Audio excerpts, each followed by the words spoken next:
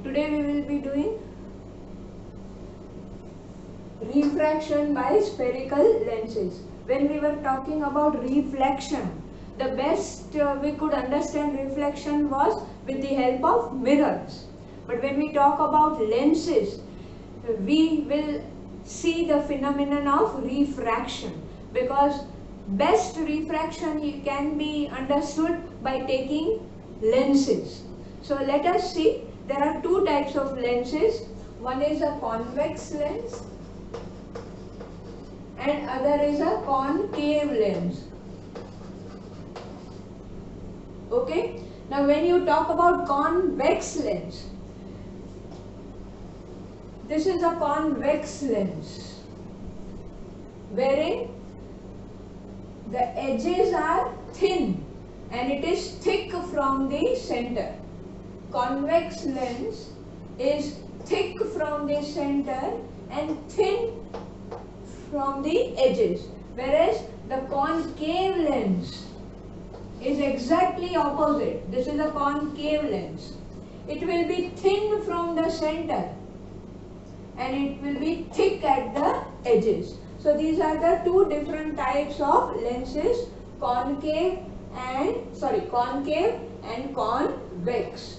Now we know that in lenses there will be refraction. So if we consider, like we had considered different points in a mirror, same way the point in the center, the central point, the center of the lens is from where the principal axis passes, from where the principal axis will pass, okay, is called as the vertex, or you may call it as the pole of the lens. It is called as the pole of the lens.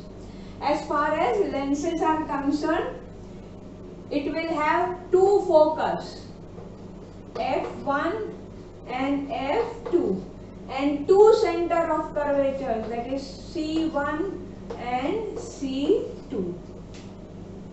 Same way here, it will be f1, f2, C1, C2. So it has two focus, one focus for this curve, other focus for this curve. Okay, so two focus and two center of curvatures. Now we will see what happens when a ray of light falls. Let us take this, let us draw it like this. Okay. Now let us see what happens when a ray of light falls on the lens. We will talk about both the lenses simultaneously. What happens when a ray of light falls on the lens? Okay. See, now what happens is, when a ray of light which is coming parallel and striking on the lens, that is, this is the incident ray which is parallel to the principal axis. Same way, let us take a ray of light which is parallel to the principal axis and incident on this lens. Okay, this is a concave lens and this is a convex lens. Now what will happen in convex lens? When a ray of light is incident on the convex lens, after refraction it will pass through the focus on the other side. Suppose we take one more ray which is parallel to the principal axis. Okay, this is the incident ray which is parallel to the principal axis. Okay, so what will happen? After refraction, it will bend and pass through the focus. You can take many rays. Suppose one more ray. Okay, it will pass through the focus. You take one more ray, it will pass through the focus. Okay, so convex lens is called as a converging lens. Whereas if we talk about a concave lens, now let us see what happens in a concave lens. In a concave lens, when a ray of light runs parallel to the principal axis, this is the incident ray, and falls on the lens, after refraction it will go away, it will diverge. Suppose we take one more ray here, okay, one more ray which is falling on this concave lens. So after refraction, what will happen? It will diverge. And so we will have to extend this ray behind. So the image will form somewhere behind on F1. Here the image will be formed. We will have to extend this rays behind. Both these rays we will extend, both these rays we will extend behind, and the image will be formed on F1, whereas in this case the image is formed on F2. I hope children you have followed. Okay, so this is a convex lens and this is a concave lens. Okay, now we will be seeing the ray diagrams as we had seen it for the mirrors. Okay, so the conceptual diagrams which are there, what will happen? Okay, now let us see what happens if a ray of light runs parallel to the principal axis and strikes on this is a convex lens and this is a concave lens. Okay, so when a ray of light runs parallel to the principal axis and falls on the lens, after refraction it will pass through the focus on the other side, and wherever the rays will meet, there the image will be formed. Now if you talk about concave lens, in this case when a ray of light falls on the lens, that is the ray of light which runs parallel to the principal axis and falls on the lens, it will diverge and meet and will be extended somewhere behind. So somewhere here your image will be formed. So this is the first concept, that ray of light parallel to principal axis after refraction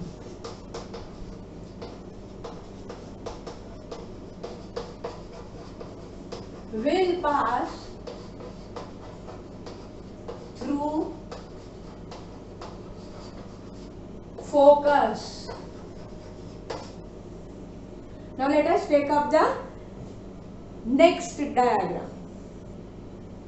Now in second case, we will see that if a ray of light is passing through the focus and then falling on the convex lens, it will run parallel to the principal axis. I repeat, because it is a convex lens, the ray of light, if it is passing through the focus and falling on the lens, after refraction it will run parallel to the principal axis. Whereas in case of concave lens, we know that, come on, this is the incident ray. So this ray is coming from any source and falling on the concave mirror. So after refraction it will run parallel. Here it is like this. We know because it is diverging lens. So what will happen? The ray of light which is falling on this after refraction will run parallel to the principal axis, and thereafter you will see that this, you will extend this line behind. तो आपको पता चलेगा कि it is passing through the focus. Okay, so Suppose this we extend behind, so the ray which is passing through the focus after refraction will run parallel to the principal axis. ये practice करने से पता चल जाएगा. So you will have to practice this. Okay. Let us see the third case now. In the third case, we will see that in both the cases, whether it is a convex lens or a concave lens, if a ray of light is passing through the optical center without any deviation, it will come out from the other side.